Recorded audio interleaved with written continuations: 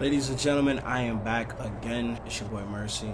This episode, I wanted to give you guys a backstory of where I come to where I am now. Just give you an idea why I do music. I could give you more over time on the different ups and downs and tribulations. This is an episode on my backstory. Thinking everything's your fault. Life's not fair, I swear.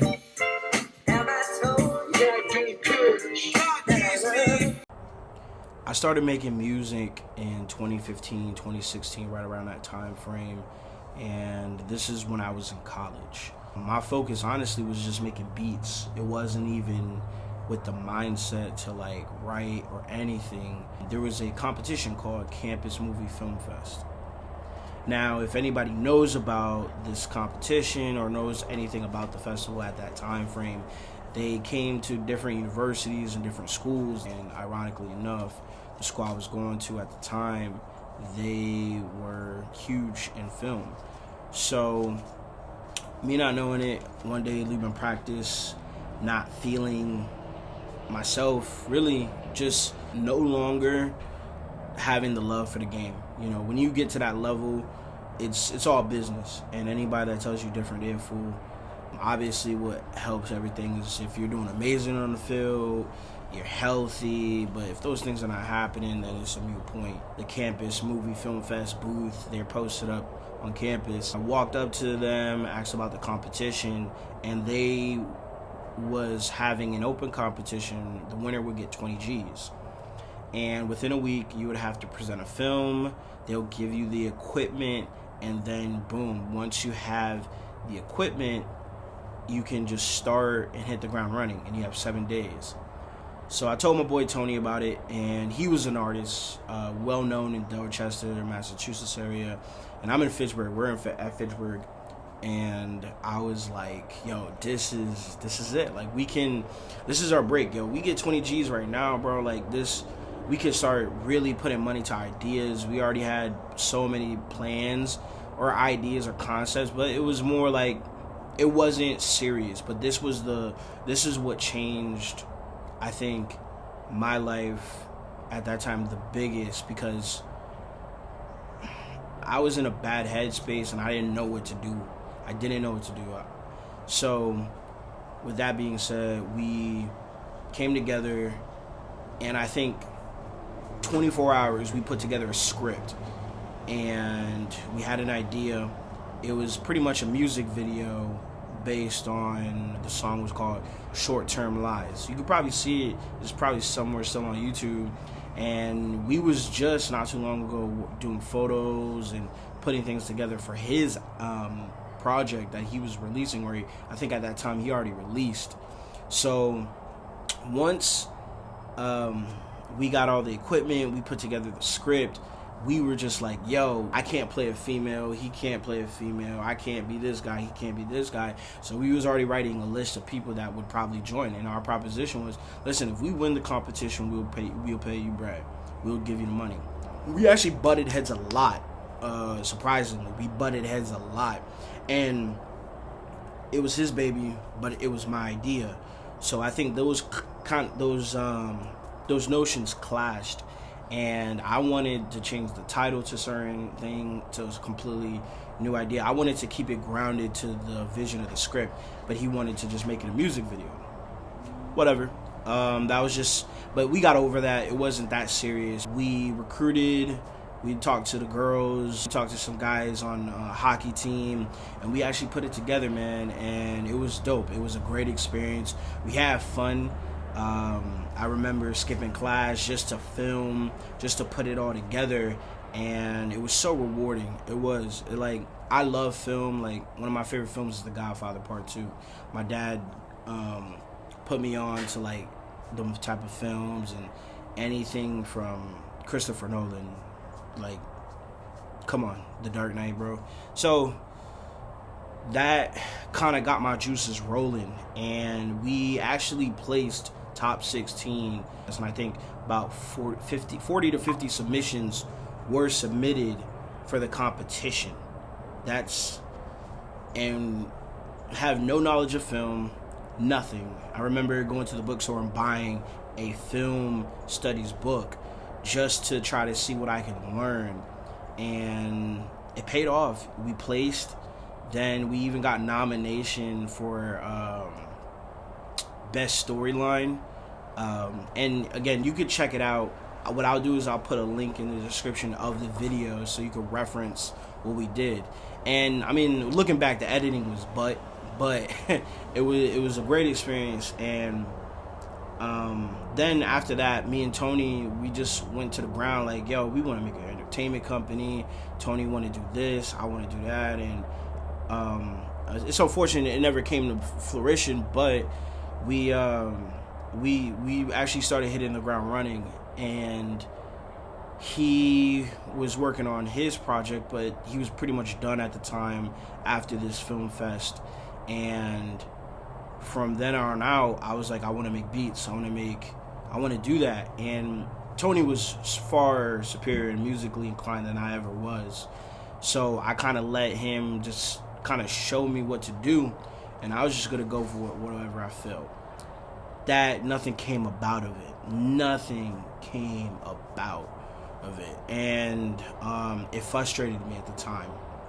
It did. So I kind of took a step back and actually focused on making clothes and getting into other ventures that actually became lucrative at the time.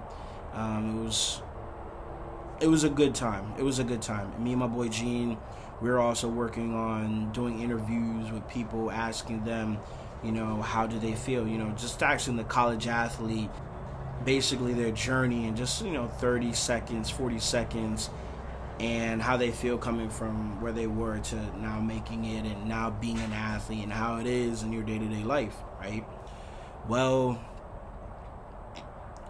again, nothing came to the scale that we wanted to take it. I just started to realize I probably would have to do a lot of this by myself. It's tough to find someone that wants to move the gears at the pace you see it to be, or even the vision. A lot of people's visions collide, but nonetheless, I wrote down I am going to make an album. And around this time, there was a new class. Me and Tony stopped talking.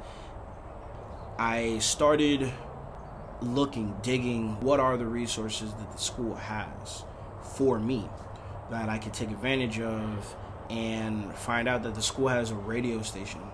Well, with that radio station, they also have a studio. So I basically joined the club just to join the club, and actually even became the treasurer, to even the point like I almost became the freaking president. But I didn't want to go that far. I didn't want that much control. I just wanted access. And once I got access, I started a little radio show with a couple of guys on the football team, and we were just having fun. But my mindset was to get into the studio. So once I had access to the studio, I started just getting on there and learning. And they had this program called Audacity, and it's pretty much just a DAW that, like Logic or like Fruity Loops, or FL Studio, Pro Tools. It's like that, but free and very bass, like cut, slice, trim, that type of stuff. You're not throwing on full-on compressors and reverbs. Like, they have some stuff at the time, but nothing crazy, nothing to be like, oh, this is fire. And it was crazy. Me, my boy Josh, Zach, he was a young guy at the time on the team, just joined the team,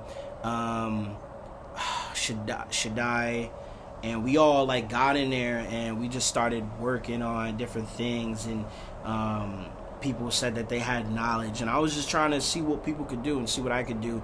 And there was a lot of nights where I'm in there for maybe 4 or 5 in the morning just trying to see what I can figure out. I even used to get food at the cafeteria, bring it there, and just try to see what it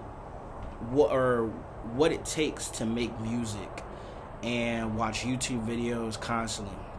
So I'm sitting there, I'm beating my head, I'm like, yo, it's tough, it's genuinely tough, and whatever, I have a mental block. Well, me and Zach actually kind of tap in, and he kind of shows me, and I'm better with hands-on than anything else. Once it came to an understanding on how to use the program, I hit the ground running, but I started to realize that the beat making is actually not something I love. I actually love writing, and I've always loved writing. My dad was a writer, my grandfather was a writer, but again, I never thought being creative would take me anywhere, like I said earlier. So once I moved the goalposts to me being a writer, I mean, who's the better voice than the writer himself or herself? So I wrote, and I was like, yo, listen, let me be a rapper. And I remember laying in bed with my girlfriend at the time, and I'm like, man, everybody gonna clown me, bro. Everybody gonna clown my ass. But I was like, man, I honestly have a story to say. I have a real legitimate story, and I just thought about my past. I was thinking about everything, and at the time, like, just to even get to college and play football, like, that journey by itself, the ups and downs, just to be able to get on somebody's campus, put on somebody's uniform, to me, like, people just don't understand. And I'll tell that story one day, the ups and downs about that, but that was monumental. So I was like, okay, you know what? I'm gonna be a rapper. I'm gonna go across this bridge and never look back. And I remember my first project, I even wrote down the name, and I just started looking up beats, because at the time, this is when free type beats was like really coming up in the SoundCloud movement. So it was like a cultivation, like a lot of people, and I didn't really know much about SoundCloud until my boy Zach put me on SoundCloud. So I was like, okay, well, I guess this is where I'm releasing the project. I gotta have a cover art, and I already had the cover art before I had the project done. I already did all that, and it was called Days to Remember.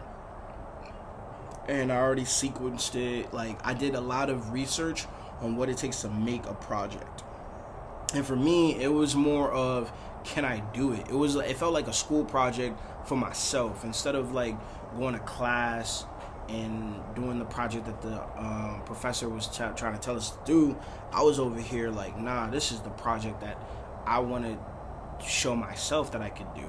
And it was ass. I'll be completely real with y'all, but it was what I needed. And as soon as I made it, I just really, when it came to that time period from like 2016 before to moving down here, I never really looked back, and I hit the ground running. So I had a lot of criticism at the time. I remember one of my homeboys, brothers on the team, he was like, yo, you know how to make a song structure, but you know how to make it sound decent, but you are not good. And I was like, all right, bet. In the back of my mind, I'm like, duh. Like, I just, like, at